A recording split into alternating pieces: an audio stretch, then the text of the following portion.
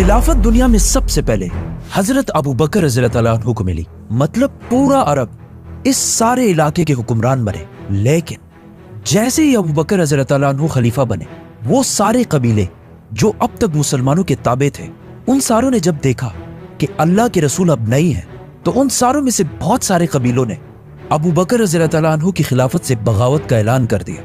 आप सल्लल्लाहु अलैहि वसल्लम के टाइम पर यह इस्लामिक एम्पायर इस सारे इलाके पर फैली हुई थी, लेकिन अरब कबीलों की बगावत के बाद अब इस्लामिक एम्पायर सिर्फ इतने इलाके तक महदूद रह गए। और ये जो निशान है, इन सारे इलाकों में बगावतें हुई। ये सारी बगावतें एक जैसी नहीं, बल्कि इनकी दो टाइप्स थी। एक, जिन्होंने रसूलुल्लाह सल्लल्लाहु अलैहि वसल्लम के बाद मदीना की खिलाफत को ज़कात देने से इनकार कर दिया, और दूसरे वो जिन्होंने तो हद ही कर दी।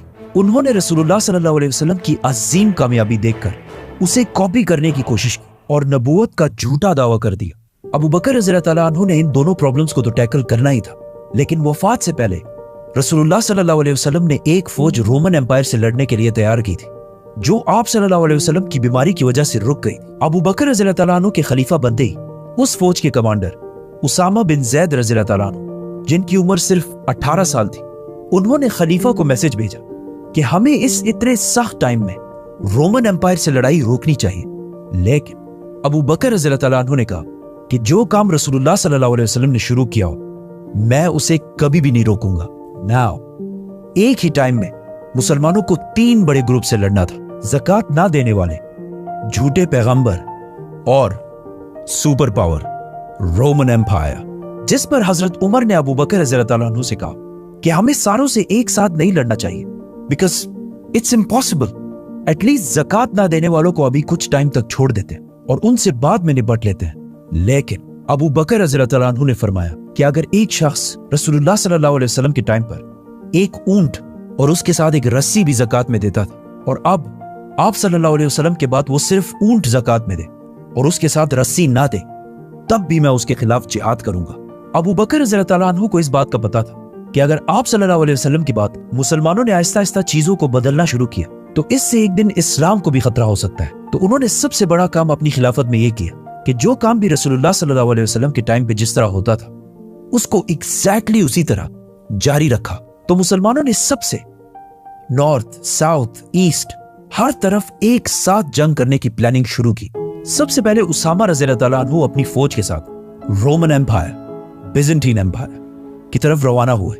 जाने से पहले अबू बकर रज़ियल्लाहु अन्हु ने उन्हें वही इंस्ट्रक्शंस दी जो रसूलुल्लाह सल्लल्लाहु अलैहि वसल्लम जंग से पहले दिया करते थे, कि किसी भी औरत, बच्चे या बूढ़े पर अंडर एनी सर्कमस्टांसेस हाथ नहीं उठाना, और दरख्तों को भी बगैर किसी वजह के नहीं काटना, और इवन जो दूसरे रिलीजन्स के प्रीस्ट्स हैं उन्हें भी कुछ नहीं कहना। मतलब सिर्फ उनसे लड़ना है जो तुमसे लड़े। ये फौज रोमन एम्पायर के इलाकों में दाखिल हुई और बहुत तेजी से कामयाब होने लगी और बहुत सारे इलाकों को दोबारा फतह कर लिया। लेकिन जैसे ही ये फौज मदीना से रवाना हुई, अरब के झूठे पैगंबरों में से एक तुलैहा ने सोचा कि ये बेस्ट टाइम है मदीना पर हमला करके इसे खत्म करने का, क्योंकि मदीना से बहुत सारे लोग रोमन एम्पायर से लड़ने के लिए गए थे और मदीना के अंदर मदीना को डिफेंड करने के लिए बहुत कम लोग बचे हैं। तो तुलैहा अपनी फौज लेकर मदीना की तरफ रवाना हुआ। लेकिन अबू बकर रज़ियल्लाहु अन्हु ने बहुत जल्दी से एक नई फौज बनाई और उन्हें इस झूठे नबी तुलैहा से लड़ने के लिए भेजा। इस फौज ने तुलैहा की फौज को रोक दिया और वो मदीना पर हमला नहीं कर सके। तुलैहा की फौज अपनी जगह छोड़कर पीछे चली गई, लेकिन फिर भी उन्होंने हार नहीं मानी, जिसके कुछ ही दिनों बाद उसामा की फौज रोमन एम्पायर से लड़ने के बाद वापस मदीना पहुंच गई। अब मदीना बिल्कुल सिक्योर हो चुका था, क्योंकि मुसलमानों की सारी फौज मदीना पहुंच चुकी थी। तो अबू बकर रज़ियल्लाहु अन्हु ने पूरे अरब को वापस इस्लाम की तरफ लाने के लिए मुसलमानों की फौज को 11 हिस्सों में डिवाइड किया, क्योंकि मुसलमानों ने अब ऑलमोस्ट पूरे अरब से लड़ना था, सिवाय मक्का के।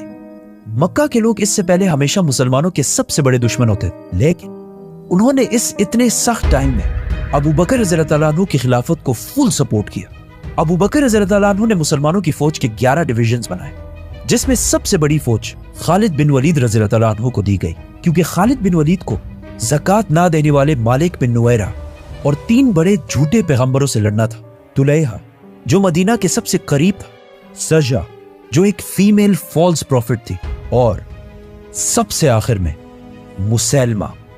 तो इन 11 फौजों में सबसे पहले खालिद बिन वलीद रज़ी अल्लाह तआला अन्हु की फौज रवाना हुई, जिसके बाद अबू जहल के बेटे इक्रिमा रज़ी अल्लाह तआला अन्हु, जो अब मुसलमान हो चुके थे, उन्हें अबू बकर रज़ी अल्लाह तआला अन्हु ने यमामा की तरफ भेजा ताकि वो जाकर मुसलमा की फौज को आगे बढ़ने से रोक सके, और जिससे खालिद बिन वलीद रज़ी अल्लाह तआला अन्हु को इतना टाइम मिले कि वो बाकी सारे रेबल्स को खत्म करके मुसलमा की तरफ आए। जाने से पहले अबू बकर रज़ी अल्लाह तआला अन्हु ने इक्रिमा रज़ी अल्लाह तआला अन्हु को क्लियर ऑर्डर्स दे दिए थे कि तुमने सिर्फ मुसलमा की फौज के सामने पड़ाव डालना है, हमला नहीं करना जब तक खालिद बिन वलीद की फौज ना पहुंच जाए। इसके अलावा बाकी सारी फौजों को यमन, ओमान, बहरीन और नॉर्थ में तबूक की तरफ भेजा गया। इन फौजों का मदीना से रवाना होने से पहले अबू बकर रज़ी अल्लाह तआला अन्हु ने इन सारे बागियों को एक बार फिर वन लास्ट टाइम लेटर्स भेजे कि वो बगावत छोड़कर वापस इस्लाम की तरफ आए, लेकिन कोई रिस्पॉन्स ना आने के बाद अबू बकर रज़ी अल्लाह तआला अन्हु ने इन फौजों को रवाना किया। खालिद बिन वलीद 6000 की फौज लेकर मदीना से ईस्ट की तरफ रवाना हुए, जहां तुलैहा अपनी फौज लेकर उनका इंतजार कर रहा था, जो मुसलमानों की फौज से काफी बड़ी थी। मीनवाइल मदीना में अबू बकर रज़ी अल्लाह तआला अन्हु अरब के लोकल ट्राइब से इस फौज के लिए लोग जमा कर रहे थे। आखिर खालिद बिन वलीद और तुलैहा की फौज आमने सामने आई। तुलैहा अपनी फौज के बिल्कुल पीछे खड़ा था और अपने लोगों को बार बार बोल रहा था कि मेरे खुदा ने मुझे कहा है कि आज हम ये जंग जरूर जीतेंगे। जैसे ही जंग शुरू हुई, मुसलमानों की फौज खालिद बिन वलीद की लीडरशिप में दुश्मनों की रैंक्स को बहुत आसानी से तोड़कर आगे बढ़ने लगी और उनके सेंटर तक पहुंच गई। दुश्मन की फौज से लोग भागकर तुलैहा से पूछने लगे कि कहाँ है तुम्हारे खुदा की मदद, जिस पर वो अपने लोगों से झूठ बोलता रहा। लेकिन आहिस्ता आहिस्ता उसके साथ सारे लोगों को उसके झूठ की समझ आने लगी और वो उसे छोड़कर जंग से भागने लगे। तुलैहा भी ये देखकर जंग छोड़कर शाम की तरफ भाग गए और इस तरह खालिद बिन वलीद रज़ी अल्लाह तआला अन्हु ने अरब के पहले झूठे नबी को खत्म कर दिया। लेकिन इस जंग के कुछ ही अरसे बाद तुलैहा ने वापस आकर इस्लाम कबूल कर ली और अबू बकर रज़ी अल्लाह तआला अन्हु ने उन्हें माफ भी कर दी और फिर कुछ साल बाद उन्होंने इस्लाम के लिए अपनी जान भी दी। तुलैहा जैसे ताकतवर और रिच बागी को इतने आसानी से हराना अरब के सारे बागियों के लिए पहला बड़ा धचका था। मुसलमानों की ये कामयाबी देखकर अरब के सारे रेबल्स डरने लगे और अब तक ये सारे बागी जो छोटे छोटे ग्रुप्स में मुसलमानों से लड़ते थे, यूनाइट होने लगे। जैसे सजा, जो एक फीमेल फॉल्स प्रॉफिट, वो खालिद बिन वलीद की फौज से डरकर अपने कबीले के साथ अरब के सबसे बड़े बागी मुसैलमा कज़्ज़ाब के पास आई और उनसे शादी कर ली। शादी के बाद इन दोनों ने अपने कबीले और फौजों को यूनाइट करके एक बहुत बड़ी फौज बनाई। खालिद बिन वलीद रज़ी अल्लाह तआला अन्हु ने जब ये इलाके फतह किए तो आसपास के सारे कबीले वापस इस्लाम की तरफ आए और खालिद बिन वलीद के सामने सरेंडर कर दिए, सिवाय एक कबीले जिसके लीडर का नाम था मालिक बिन नुवैरा, जिसे इससे कुछ साल पहले रसूलुल्लाह सल्लल्लाहु अलैहि वसल्लम ने खुद अपने कबीले का टैक्स कलेक्टर बनाया था। लेकिन रसूलुल्लाह सल्लल्लाहु अलैहि वसल्लम की वफात के फौरन बाद मालिक बिन नुवैरा ने अबू बकर रज़ी अल्लाह तआला अन्हु को ज़कात देने से इनकार कर दी और ज़कात के सारे पैसे मुसलमानों की कैपिटल मदीना पहुंचाने के बजाय अपने कबीले वालों को वापस दे दी। खालिद बिन वलीद मुसलमानों की फौज लेकर गए और इस कबीले के सरदार और उसके साथियों को सजाए मौत दे दी और इस तरह ये मसला भी हल हो गया।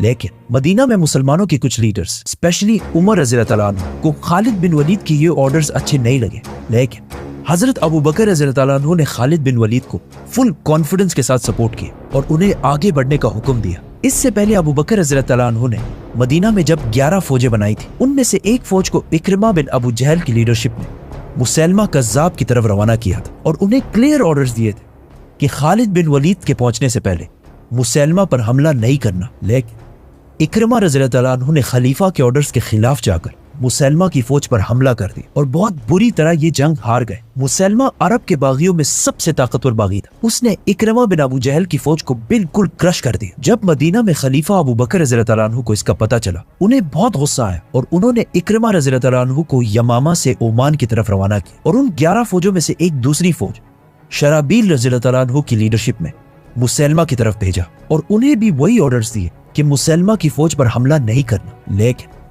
शराबील रज़ी अल्लाह तआला अन्हु ने भी मुसैलमा की फौज पर हमला कर दिया और वो भी जंग हार गए। इससे मुसैलमा की फौज की ताकत का अंदाजा लगा, क्योंकि मुसलमानों की 2 फौजों को हराना कोई आसान काम नहीं था। नाउ जैसे ही खालिद बिन वलीद इन बाकी इलाकों को फतह करने से फारिग हुए, अबू बकर रज़ी अल्लाह तआला अन्हु ने उन्हें मैसेज भेजा कि अब फाइनली इट्स टाइम कि अरब के सबसे बड़े बागी मुसैलमा कज़्ज़ाब से एक फाइनल जंग लड़ी जाए, जिसे ये नाम कज़्ज़ाब खुद रसूलुल्लाह सल्लल्लाहु अलैहि वसल्लम ने दिया, जिसका मतलब है सबसे बड़ा झूठा। मुसलमानों की बाकी 10 फौजों ने यमन, ओमान, बहरीन और तबूक की छोटी छोटी बगावतों को खत्म कर दिया और अब सारे यमामा में इस फाइनल जंग की तरफ देख रहे थे। क्योंकि इसी जंग ने अब पूरे अरब का, एंड नॉट ओनली अरब, आने वाली पूरी दुनिया का फ्यूचर डिसाइड करना था। क्योंकि अगर वो जंग मुसलमान हार जाते तो आज दुनिया की हिस्ट्री बहुत डिफरेंट होती। अबू बकर रज़ी अल्लाह अन्हु ने मदीना और उसके सराउंडिंग से एक और फौज खालिद बिन वलीद की मदद के लिए रवाना की और आखिर मुसलमानों की 13,000 फौज लेकर खालिद बिन वलीद रज़ी अल्लाह अन्हु यमामा के मैदान पहुंचे, जहां सामने मुसैलमा कज़्ज़ाब की